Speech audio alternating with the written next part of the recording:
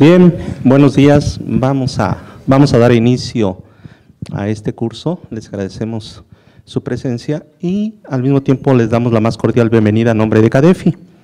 El día de hoy pues tenemos este curso de determinación de costo fiscal de acciones.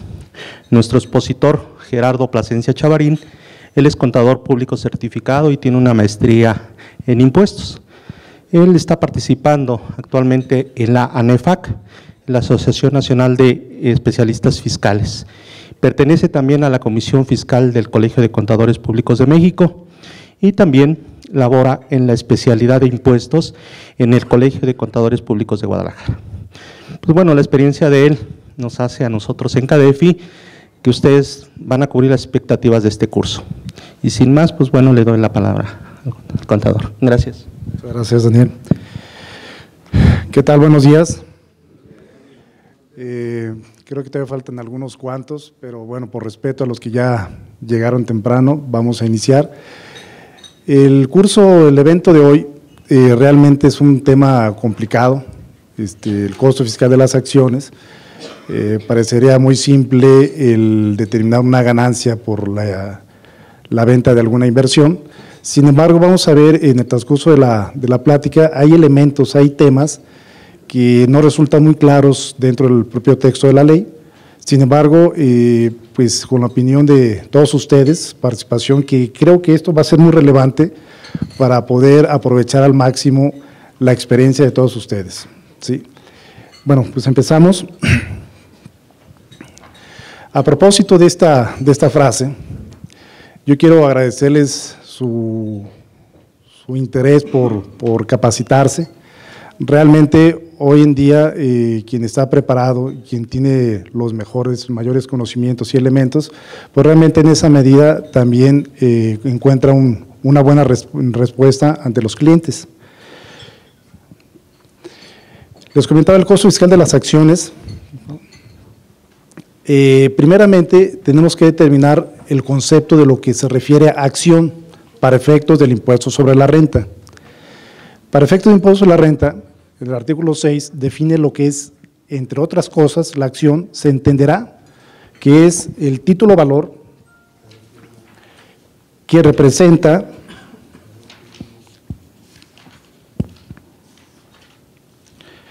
una parte alícuota en el capital de una sociedad mercantil y que da derecho a una parte proporcional en el reparto de beneficios y a la cuota patrimonial correspondiente en la disolución de la sociedad. Esto hablando de una sociedad mercantil.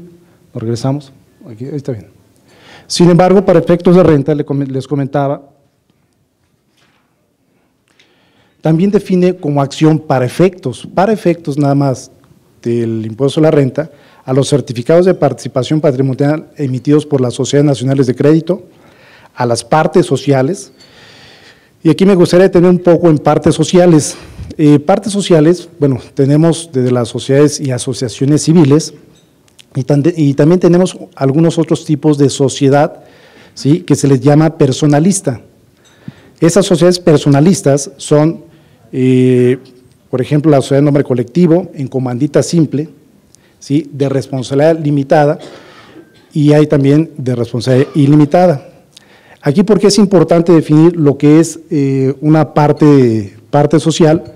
Porque nos encontramos algunas sociedades en donde la parte social, ¿sí?, sin valor nominal, tiene diferentes valores hacia el interior de la sociedad.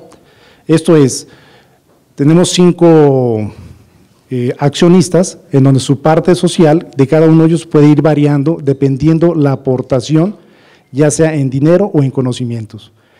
Cuando determinamos el costo fiscal de las acciones de estas partes sociales, ¿sí?, nos encontramos que cada una tiene un valor de adquisición en el tiempo diferente entre cada una de ellas. Y al momento de hacer una división de estas partes sociales, ¿sí?, nos encontramos que todos tienen en el ejemplo 5, una acción cada uno, ¿sí?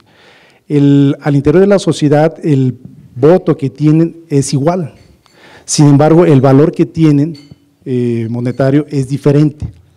¿Qué es lo que sucede cuando dividimos estas partes sociales entre la CUFIN, que ahorita más adelante vamos a traer al detalle, pues obviamente, pues en principio son entre 5, ¿sí?, que son las partes sociales que integran el capital de la sociedad.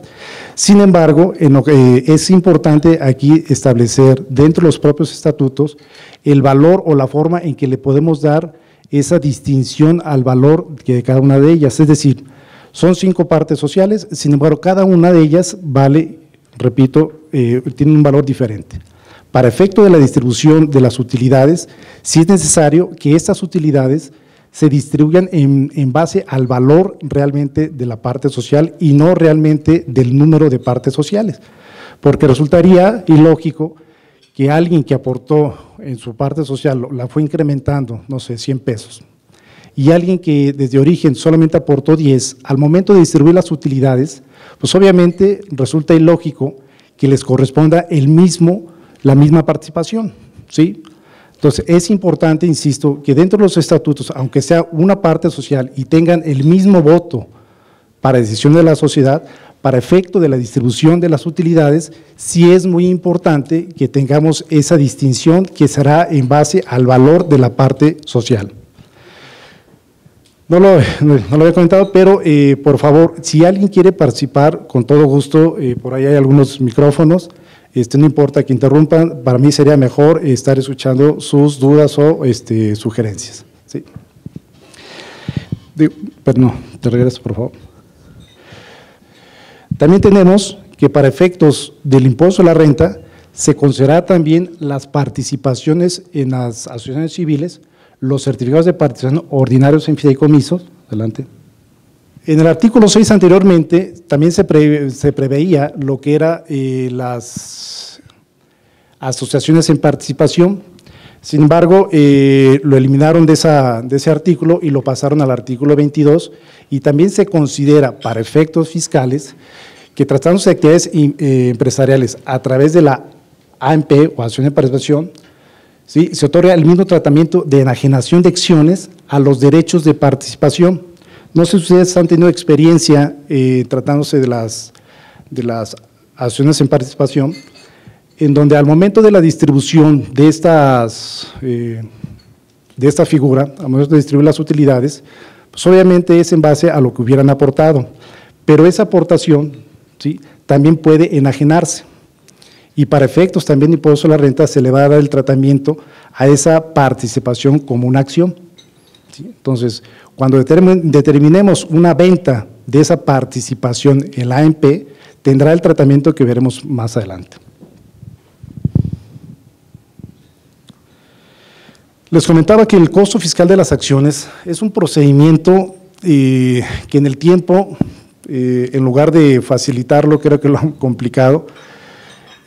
Ha habido diferentes etapas en la determinación del cálculo de este costo.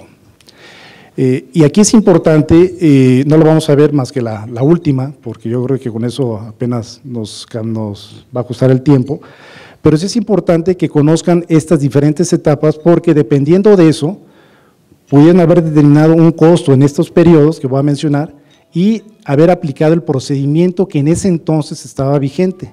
Por eso es importante que tengan estas capas, ¿sí?, porque de ahí podemos partir para determinar un costo que en aquel tiempo se hubiera determinado, para partir de ahí y determinarlo conforme al procedimiento actual, si es que se venden conforme a la ley vigente.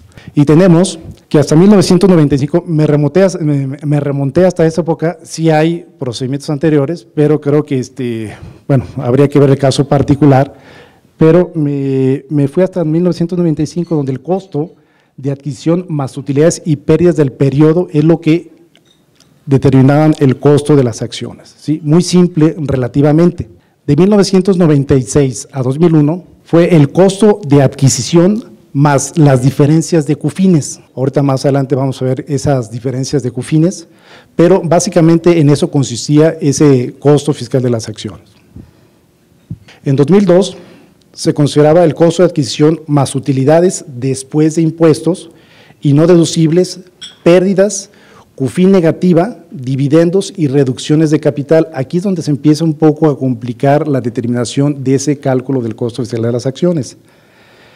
De igual forma, fue hasta el año 2002 cuando ya se estableció un procedimiento diferente para acciones que eran adquiridas, que tienen un periodo más bien de adquisición hasta 18 meses y las que excedían de ese plazo de tenencia, lo cual también complicaba el cálculo.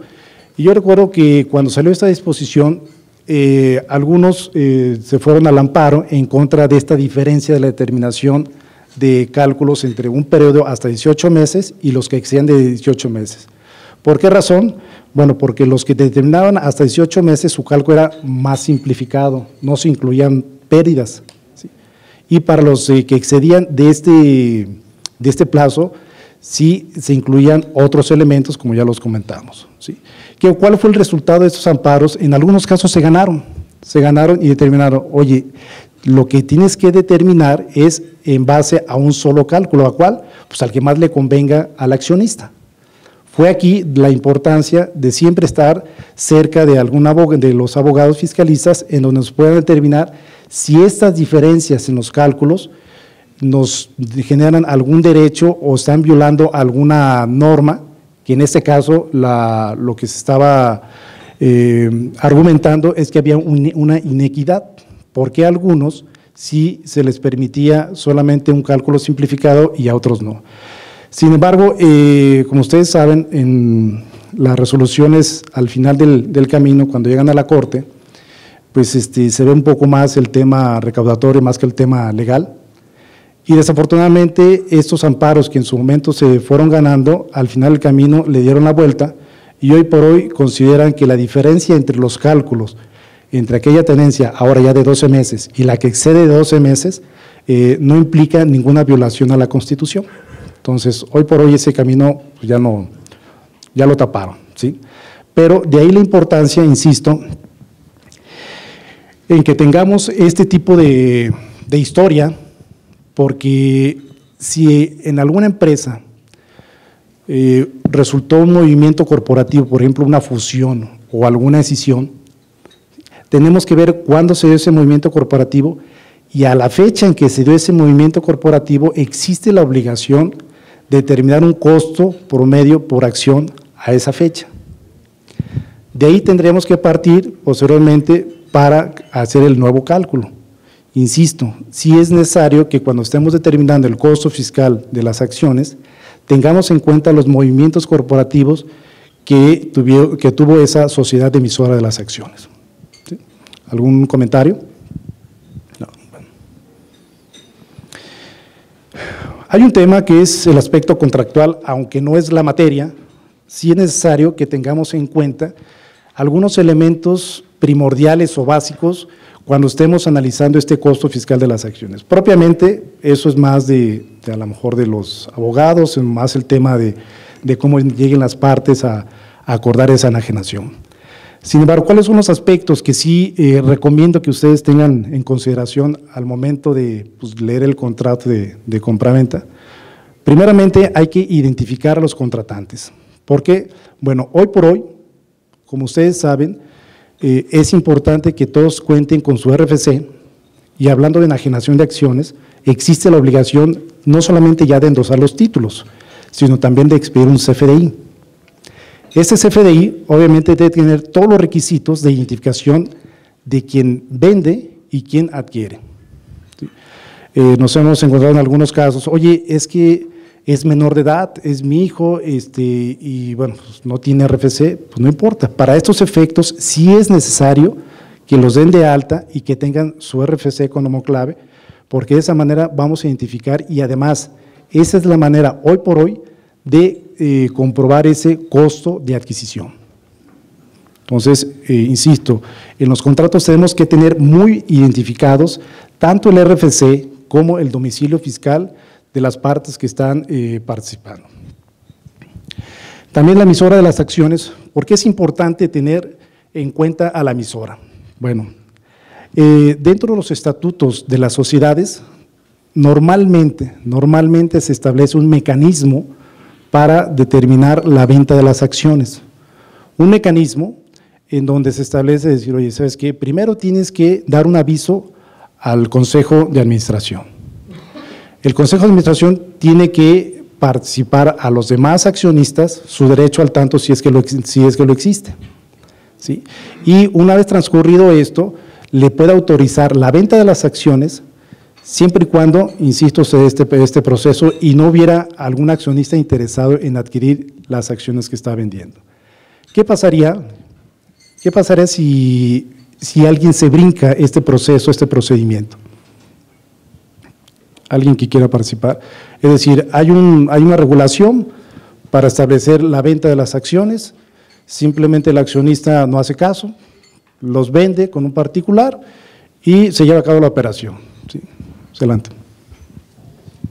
Sí, en este caso la operación de la enajenación de acciones sería improcedente, ¿no?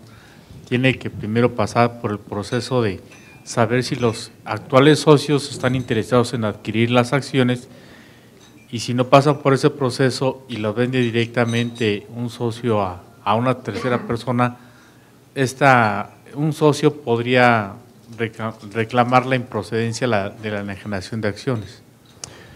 Totalmente de acuerdo. O sea, legalmente podría los demás accionistas oponerse a esta operación y echarla abajo. Sin embargo, para efectos fiscales, ¿qué sucedió? Para efectos fiscales, el accionista ya vendió sus acciones, pagó inclusive el impuesto, o le retuvieron, dependiendo si era persona física o persona moral, y ya para efectos fiscales ya la operación ya concluyó. ¿Qué pasaría?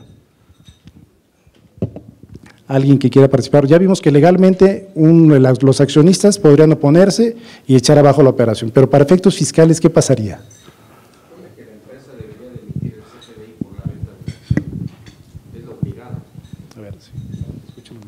Se supone que la persona moral es la obligada a expedir el CFDI por la venta de la acción al nuevo accionista. Entonces, como no lo emite, quedaría inválido el proceso. Es decir, la persona moral, la emisora de las acciones o el accionista que está vendiendo. Bueno, aquí qué bueno que se hace esta participación. Aquí el obligado a expedir el CFDI es quien está enajenando, ¿sí? El quien está enajenando es quien va a acumular el ingreso y quien tiene la obligación de expedir el CFDI. La persona moral emisora de las acciones está obligada, entre otras cosas, a verificar que efectivamente se cumple el proceso, pero si el accionista no dio el aviso, si no dio no siguió el proceso de los estatutos, pues efectivamente la operación podría ser nula, ¿sí? Pero para efectos fiscales, la operación ya quedó, ya se declaró, ya se pagó el impuesto, ¿sí? Sí, por favor. ¿Sería un pago del indebido? Lo que enteró en este caso es el accionista que pagó el impuesto. Como pago de lo indebido, pues yo creo que sí será un pago de lo indebido. Sin embargo, para efectos fiscales, como ya hubo precio, cosa, en mi opinión, fiscalmente ya se dio la operación y yo sí lo veo complicado el que podamos reversar esa operación. Sí intentaría solicitar la devolución como una cancelación de la operación, porque al final de cuentas se puede cancelar por ese y por otros motivos, ¿sí? Pero sí lo veo cuesta arriba el obtener la devolución, pero definitivamente creo que la única alternativa es solicitar la devolución como un pago indebido, darle efectos a hacia atrás a esa operación, ¿sí?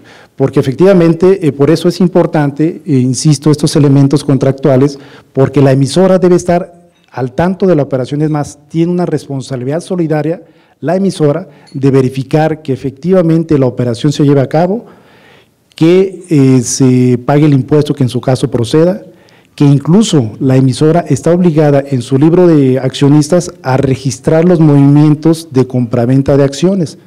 Entonces, por eso es importante que la emisora en los contratos de compraventa de acciones también concurra o participe en el mismo dando su aval.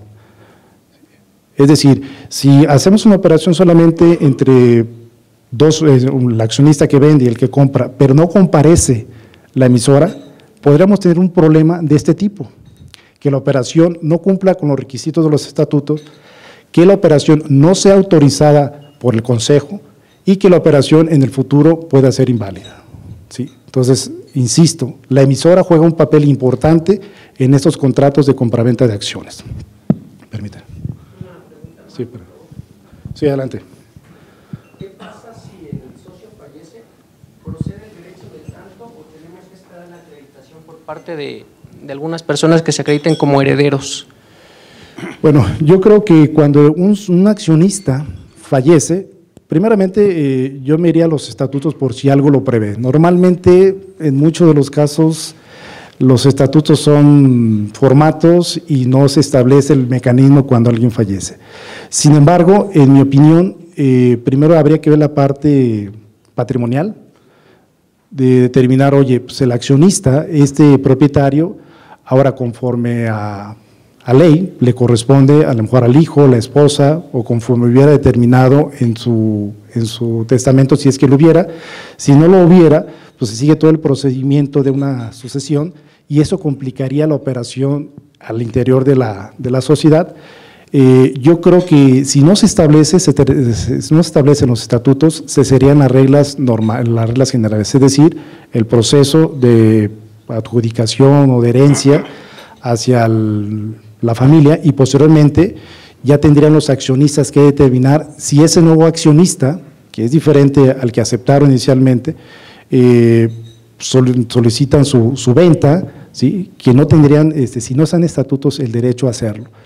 Pero sí creo que es complicado el que determinen en los propios estatutos pues, todo este tipo de situaciones, de ahí la importancia que tomemos en cuenta esta situación. Es decir, no se estableció, sin embargo, pues algún acuerdo al interior de los accionistas, bueno, se va a admitir al nuevo accionista, ¿sí? Pero se le haría alguna propuesta de venta, ¿sí?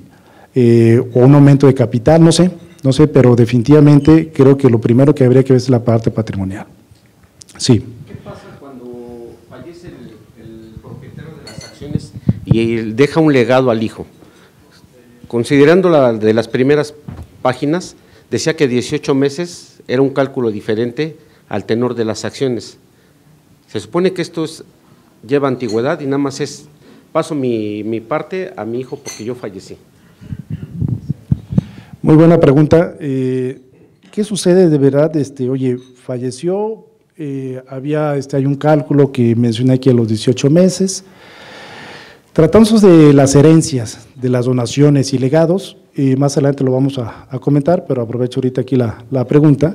Se respeta el costo comprobado y se respeta lo que es la fecha de adquisición. Es decir, primeramente habría que ver si esa herencia esa herencia está grabada o no. ¿Sí?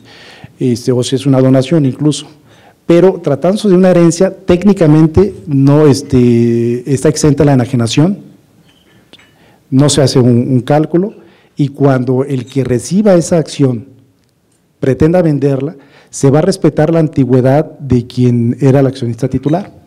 Es decir, no va a cambiar en absoluto nada de la antigüedad ni del costo comprobado y se va a respetar tanto los años en que fue accionista como las utilidades que tenía. ¿Sí? Ok. Perdón. Sí. Buenos días. Sí, buen día. Comentaba que tenía preferencia de derecho de tanto según Código Civil el accionista. Y en su experiencia, ¿sí suele suceder que el accionista pueda vender sin que se enteren los socios? Sí, sí me ha tocado en algunas ocasiones y sobre todo cuando se pretende tener mayoría en las sociedades, se trata de comprar participación dentro de la sociedad en donde le dé la mayoría y por ende una mejor posición al interior en cuanto a los votos para definir ciertas situaciones de la sociedad. Sí se da, sin embargo, cuando se da este caso, de manera astuta, alguna vez que me tocó, dentro de los estatutos no había un procedimiento para la enajenación de las acciones, es decir, eran nulos los estatutos, entonces no había ninguna regla. Simplemente lo que hicieron es, compró participación, llegó a una participación mayoritaria y con eso empezaron problemas al interior de la sociedad y al final de la película terminaron los que no estaban conformes en vender.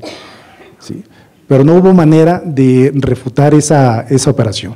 porque en el interior de los estatutos no se establecía esos candados o ese procedimiento. ¿Sí? Otra pregunta, Sí. ¿y en la emisión del CFDI el concepto cómo va? ¿Venta de acciones, número de acciones y el costo? Sí, sí. Es el número de acciones que se venden. Ujú. En la descripción es poner acciones del capital social fijo o variable de la emisora fulana de tal, el precio por acción y el precio total.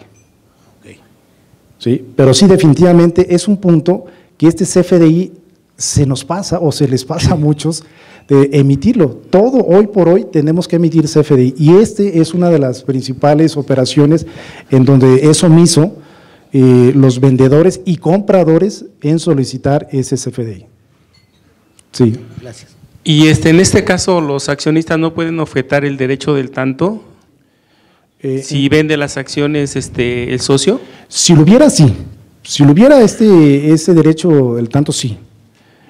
Es decir, oye, ¿sabes qué? Vendiste sin avisarnos, siempre y cuando, insisto, esté en los estatutos, y entrar a un proceso pues ya más civil, mercantil, pero fiscalmente, insisto, la operación pues, ya se llevó a cabo.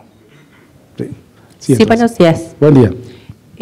Yo tengo ahorita un caso en particular en donde uno de los accionistas falleció en el 2014 y actualmente ya su esposa y sus hijas ya están en un procedimiento de juicio con el juez en donde ya las mencionó como herederas, y entonces ahorita lo que se va a hacer es van a vender las acciones de esa empresa. Eran solo dos únicos socios, uno de ellos fallece. Ahorita en el contrato de compraventa y en la asamblea nosotros mencionamos que se le ofrece al otro socio, solo le interesa un porcentaje que es de compra y el otro excedente lo va a comprar otra persona. Aquí estoy escuchando que se tiene que emitir un CFDI. En este caso entiendo por lo que usted menciona que las herederas, en este caso, tienen que emitir su CFDI como exento para que ellos lo acumulen en ingresos en su declaración anual. ¿Esto es correcto? ¿No tendrían entonces ellas que tener ninguna retención en su CFDI por ser concepto exento y ellas me lo tendrían que hacer llegar a mí, digo a mí porque pues soy la contadora de la empresa? ¿Sería eso correcto el procedimiento? Muy bien, bueno, aquí hay que separar dos cosas. Primero, lo que es la herencia del accionista hacia la esposa y las hijas, esa herencia está exenta, ¿sí? Ok. Eso es lo que está exento hoy por hoy, esa herencia, en este caso, de acciones. Ok. Quien lo recibe lo tiene que declarar como un ingreso exento hoy por hoy. Por cierto, hay una propuesta, hago un paréntesis, hay una propuesta de gravar las herencias. Se presentó en septiembre pasado por un partido, creo que es Nueva Alianza, en donde hoy por hoy está exenta. Sin embargo, establece ahí que hasta 50 millones, hasta 20 millones creo, está exento. De ahí a los 50 un 10%, luego de los 50 lo que exceda un 20% y lo que exceda un 30%. Yo creo que no va a pasar la reforma, pero se los comento para que no les llegue de sorpresa. Si tienen algo que heredar, donar, antes de que se apruebe es momento. Muy bien, entonces regreso a la pregunta.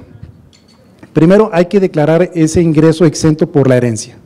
Bien. Quien lo recibe tiene que determinar el costo fiscal de las acciones que va a vender. ¿Cómo se determina ese costo fiscal de las acciones?